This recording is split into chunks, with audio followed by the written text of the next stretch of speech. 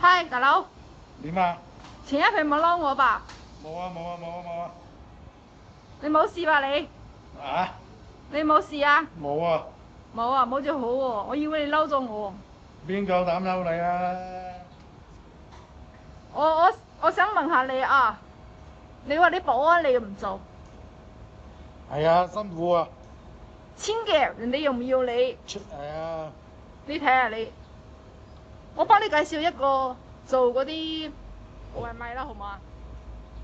唔使啦，外賣我都識人。我嗰個朋友做外賣，人工好高㗎，要1000蚊一日。佢想教你嗰啲點用？我受唔起啊！咁多錢。你真係呢啲人真係人哋咁好心唉想救你，見你又冇嘢做，要拍。有咩所謂咧？課金。佢同我講話，你如果年輕唔做嘢，攞咗之後真係咧好慘㗎，執垃圾㗎，執紙皮㗎啦。執咪有佢咯。你真係會執咩？你睇下你而家3000幾蚊，46歲啦，你夠唔夠使啊？你自己？夠㗎啦！我而家好少落街嘅。好少落街，你都要諗下以後啊！你攞咗點算啊，大佬？冇理由一個月真係攞3000蚊咁。壞唔壞嘅人生？你睇下你攞咗之後就咁樣坐喺呢度咯，係啊，坐個凳度咯，好似嗰個老人家咁咯。好啊，冇乜所謂㗎，差唔多㗎啦。咁你唔想結婚生仔咩？我想㗎，未來自己咩新鮮蘿蔔皮啊！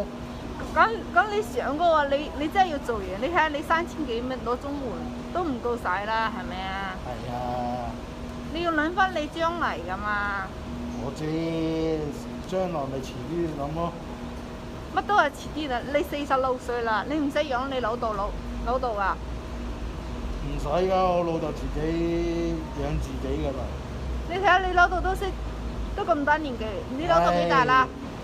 佢冇嘅，我姑姐會照顧佢㗎嘛。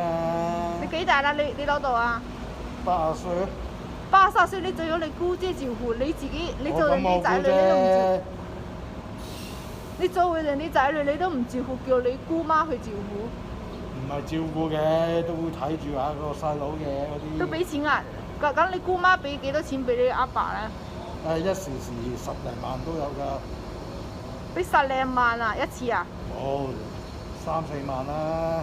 哦，幾個月一次係咪啊？幾年一次。幾年一次啊？